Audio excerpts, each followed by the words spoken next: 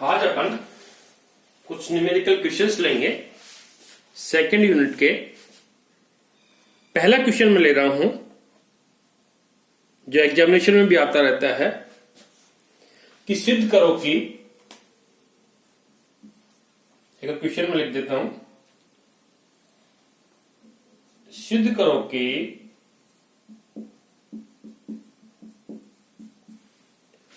अवमंदन से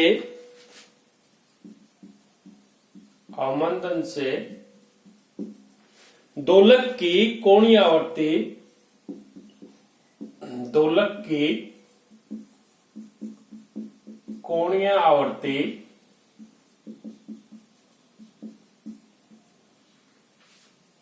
12.5 upon Q square प्रतिशत कम हो जाती है।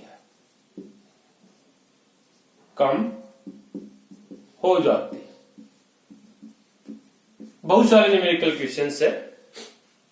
पहला अपन आज ले रहे हैं क्योंकि मैंने पहले ही बताया कि एग्जामिनेशन का 40% वेटेज न्यूमेरिकल क्वेश्चंस का होता है। अब यहां पे जो क्वेश्चन है, तो आप पहले तो क्वेश्चन को पढ़ना, फिर उसमें क्या दिया हुआ है और क्या अपने को निकालना है। अवमंदन दोलक की अपन बात कर रहे हैं तो अपने को पता है, अभी अपन ने यूनिट खत्म की है अवमंदित दोलक की, तो उसी से संबंधित है। इसमें दिया हुआ भी है अवमंदन दोलक। ये अपने पास आवर्ती कम हो जाती है। तो पहले इसको हल जब अपन करेंगे, पहले मैं आपको समझाता हूं क्या करेंगे। निकालना है कि अवमंदन के कारण से जो दोलक है उसकी आवर्ती में कमी होती है। तो पता ही है कितनी कमी होती है, कितनी प्रतिशत कमी हो जाती है। तो आपको यह भी मालूम होना चाहिए क्यू यहां पर क्या है। क्यू यहां क्वालिटी फैक्टर है, विशेषता गुणांक। सामान्यतः ओमेगा 0 जो अपने पास है, ये दोलक की स्वाभाविक आवर्ती, नेचुरल फ्रीक्वेंसी, स्वाभाविक आवर्ती में आप ये मान लो दोलक के ऊपर कोई अवमंदन फोर्स नहीं लग रहा। सिंपल F = -kx लगेगा, जो लगता है नेचुरल फ्रीक्वेंसी अपन कहते हैं। और दोलक की आवर्ती, ये ओमेगा जो है, ये अपने पास है दोलक की आवर्ती,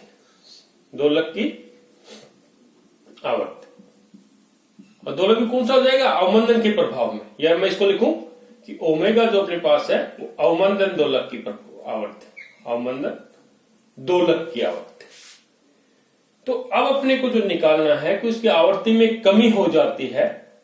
माना कि पहले अपने पास जब अवमंदन नहीं था तब आवर्ती ओमेगा 0 है, अवमंदन के कारण से आवर्ती ओमेगा हो जाती है। तो आवर्ती में कमी, जब प्रतिशत अपन किसी का निकालते हैं, कितनी प्रतिशत कम हो जाती है या बढ़ जाती है, उसका एक आनुपातिक अपन निकालते हैं, फिर 100 से मल्टीप्लाई करते हैं। जैसे लाभ और हानि निकालते हैं कि किसी वस्तु को इतने में खरीदी, इतने में बेची, तो कितना प्रतिशत लाभ हुआ, कितना प्रतिशत हानि हुई, वही अपने पास यहां पे करेंगे। तो इसमें कमी हो जाती है, इसका मतलब ओमेगा 0 तो पहले है और आवर्ती में कमी होकर के अपने पास कितनी हुई, ओमेगा अपन घटा देते हैं।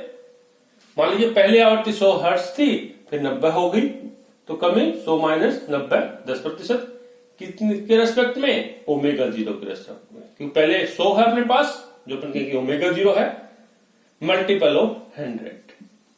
ये मान कितना आता है, ये मान आना चाहिए अपने पास, कितना आना चाहिए, 12.5 अपॉन क्यू स्क्वायर प्रतिशत में, जो अपन निकाल रहे हैं।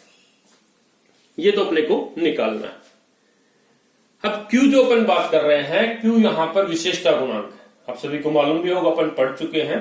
क्यू अपने पास है क्वालिटी फैक्टर, जिसको विशेषता गुणांक कहते हैं, क्वालिटी फैक्टर। और क्वालिटी फैक्टर का जो मान है वो अपन ने निकाला था। इसका मान कितना होता है, ओमेगा 0 अपने पास आया था, ओमेगा 0 2π अपॉन ओमेगा 0 आया था, जिसको ओमेगा 0 टो लिखा या ओमेगा 0 2r लिखा।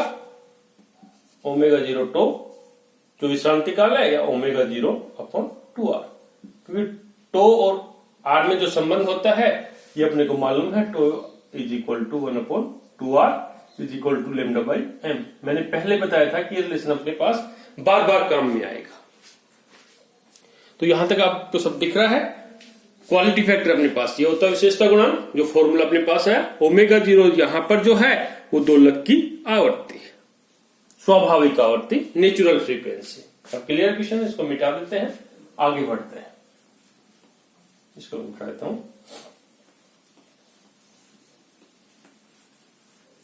अब अपन आगे बढ़े। अब आपको मालूम है कि दोलक की स्वाभाविक आवर्ती और अवमंदित आवर्ती में क्या संबंध होता है, अर्थात ओमेगा एंड ओमेगा 0 में क्या रिलेशनशिप होता है। एक संबंध अपन ने जब देखा था उसमें आया था कि omega square is equal to omega 0 square minus are square. जो न्यून अवमंदन का केस अपन लेकर के चले थे अवमंदित दोलक के हल में, तो अपन ने माना था कि omega 0 square minus are square is equal to omega square, अपन ने ये माना था। इसको अपन हटाएंगे तो यहां पर अपने पास आएगा omega square is equal to this value, जहां आर यहां पर है अवमंदन बल के प्रभाव को बताता है।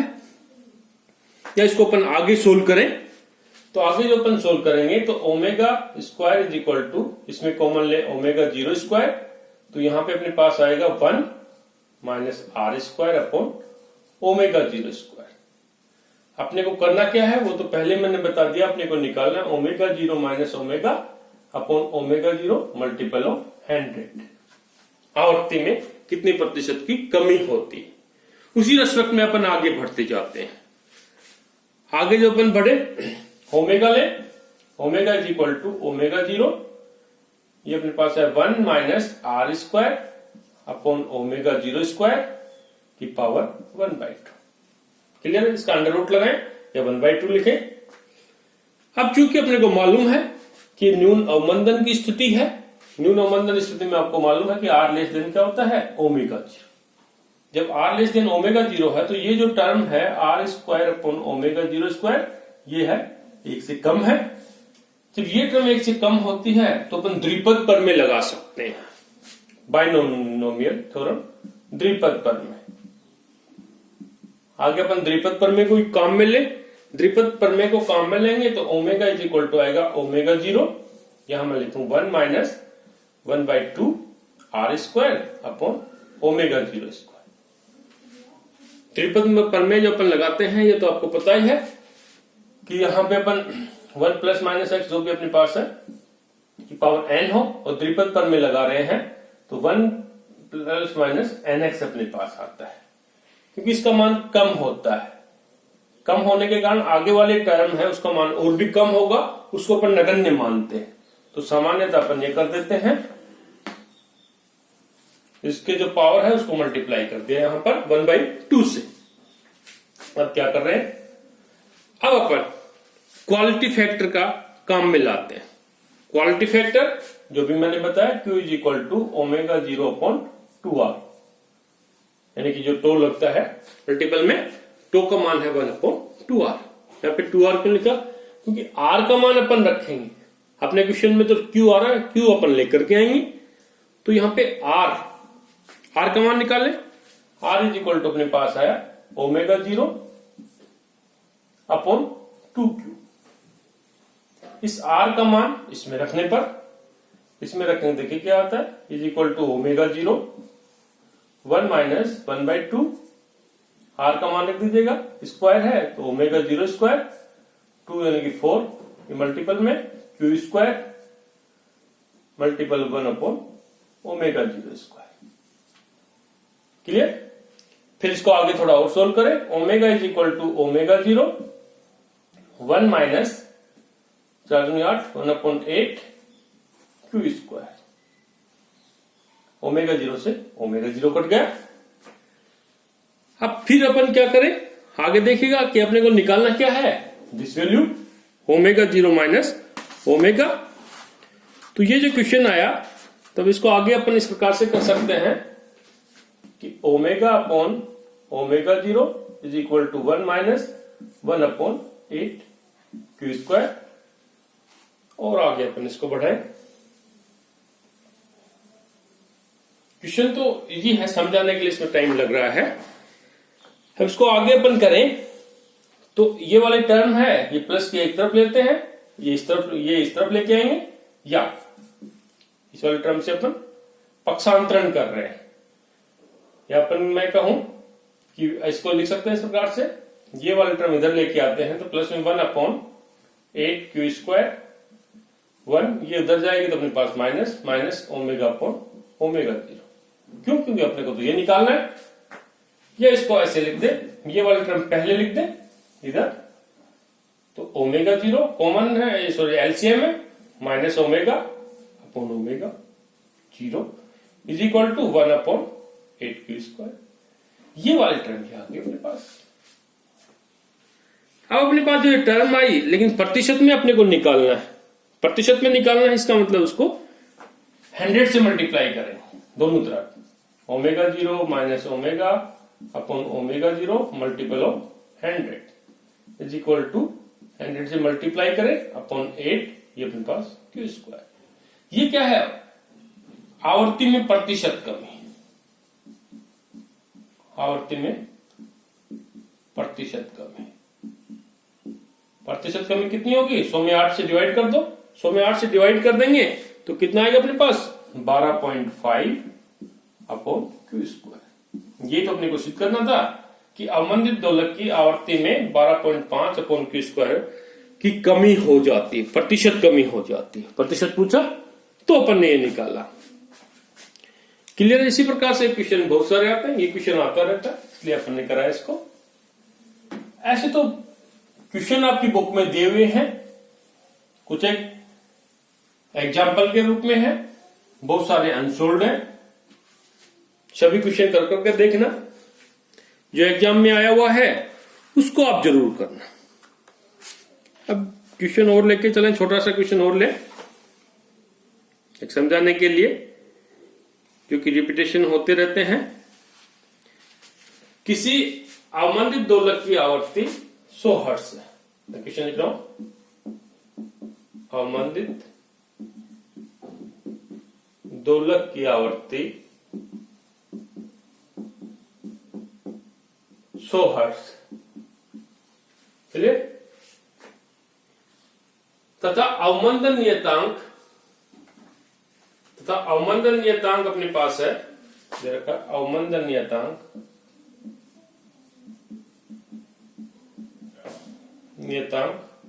0.23 पर सेकंड।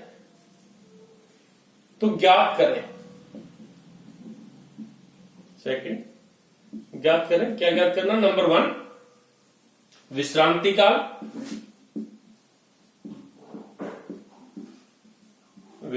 काल, नंबर 2 विशेषता गुणा। ये क्वेश्चन अपने पास कि किसी अवमंदित दोलक की आवर्ती 100 हर्ट्ज है, उसका अवमंदन नियतांक अपने पास इतना है, तो ये ज्ञात करे विश्रांति काल और विशेषता गुणांक। विश्रांति काल यानी कि टो और विशेषता गुणांक यानी कि क्यू। ये तो मैं बता रहा हूं, बस क्वेश्चन में ये नहीं लिखा हुआ टो और क्यू, ये दिया हुआ। अब इसको जो अपन हल करेंगे तो सबसे पहले तो क्या दिया हुआ है? दिया गया है। क्या क्या दिया गया है? जो कंडीशंस है वो सभी अपन नोट कर लेंगे। आवर्ती, अवमंदित दोलक की आवर्ती ओमेगा इज इक्वल टू क्या है? ये कहें कि 100 हर्ट्ज दे रखी है, और ये आवर्ती जो हर्ट्ज में आती है तो आपको मालूम है 2 पाई न्यू अपने पास है, 2 पाई न्यू। न्यू अपने पास फ्रीक्वेंसी दे रखी है हर्ट्ज में, ये तो कौन आवर्ती है? ये दी हुई अपने पास, इज इक्वल टू कितनी है? 100 हर्ट्ज। ये भी आपको ध्यान रखना है, जब हर्ट्ज में दे रखा है इसका मतलब अपने को ये न्यू दिया हुआ है। ओमेगा जो कोणीय आवर्ती ओमेगा, उसका मान अपने पास ये होता है, तो दिया गया तो अपने पास न्यू दी हुई है। ओके, निकालना क्या है? 100 हर्ट्ज दी हुई है, निकालना क्या अपने को? ओमेगा। ओमेगा इससे आ जाएगा। दूसरा अवमंदन नियतांक, अवमंदन नियतांक आर इज इक्वल टू कितना? 0.23 पर सेकेंड, जो इसका मात्रक है वो दिया हुआ। अब जो ज्ञात करना है वो निकालते हैं। टो विश्रांति काल, विश्रांति काल को मैं टो से रिप्रेजेंट कर रहा हूं। टो इज इक्वल टू क्या होता है, तो बहुत सीधा सा क्वेश्चन है कि आर और टो में रिलेशनशिप क्या होता है, 1/2r। क्लियर, बस सिंपल इसका मान रखेंगे 1/2 मल्टीप्लाई 0.23। तो इसको सोल्व करेंगे, सोल्व करने के बाद जो आंसर आता है वो अपन लिखेंगे, तो ये लगभग अपने पास आंसर आएगा 2.17। सेकंड नीचे था, ऊपर चला गया सेकंड। मात्रक जरूर लिखना। दूसरा, अब तो अपन कर ही सकते हैं विशेषता गुणांक। विशेषता गुणांक जो अपन निकाल रहे हैं क्यू, सेकंड जो निकाल रहे विशेषता गुणांक की क्या होता है, ω0 टो। टो तो अपने पास ये आएगा। दूसरा ω0, ओमेगा अप्रोक्सीमेटली इक्वल टू क्या होता है, ω0 न्यून अवमंदन स्थिति में। तो ω0 भी यहां पे क्या रहेगा, 2 pi nu. Q is equal to 2 pi nu tau. यहां जो मैं लेके चल रहा हूं, पहले भी क्वालिटी फैक्टर का मान जब निकाला था, जो इसका टॉपिक आया था, तो अपन ने चर्चा की थी कि न्यून अवमंदन स्थिति में ओमेगा अप्रोक्सीमेट इक्वल टू ω0 होता है। ये केस अपने पास आता है, जो आर का मान अपन कम मान के चलते हैं। तो यहां पे जो ओमेगा को अपन ω0 के लगभग बराबर लेते हैं। तो इसी कारण से क्यू का मान जो अपने पास है, ω0 की जगह अपन क्या रखें, 2 pi nu multiple of tau. Tau का माने की टो, तो इसका मान निकाला, इसका मान 2 पाई न्यू का मान अपने पास दिया हुआ है 100 हर्ट्ज। टो का मान अभी निकाला 2.17 सेकेंड ऐसा है, 2.17 सेकेंड। पाई का मान आपको मालूम है 22/7 होता है या 3.14 होता है। 2 multiple 3.14 multiple of 100 multiple of 2.17 is equal to, इसको सोल्व करके देखेंगे अप्रोक्सीमेट में जो वैल्यू आएगी वो कितनी आ रही है लगभग। तो सोल्व कर रहे हैं 2725 क्वालिटी फैक्टर का मान ये होता है।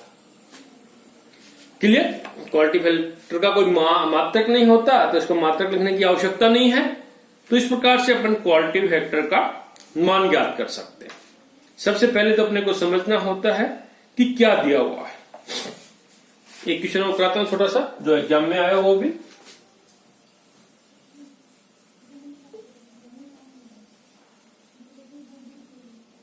क्वेश्चन है 100 ग्राम का एक पिंड स्प्रिंग से लटकाया जाता है, तो उसे 2 सेंटीमीटर खींच लेता है। क्वेश्चन हुआ है, क्वेश्चन 100 ग्राम का पिंड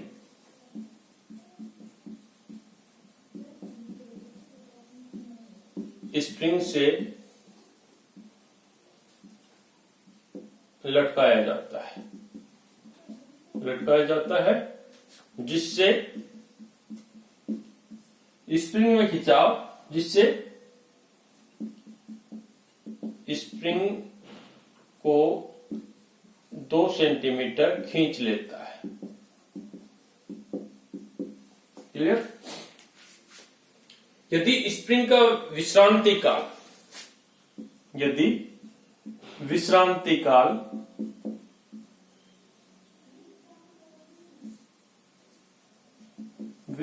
काल 2 सेकंड हो या 1 सेकंड हो, विश्रांति काल 1 सेकंड हो, तो अवमंदित दोलन का आवर्तकाल ज्ञात करें। हो तो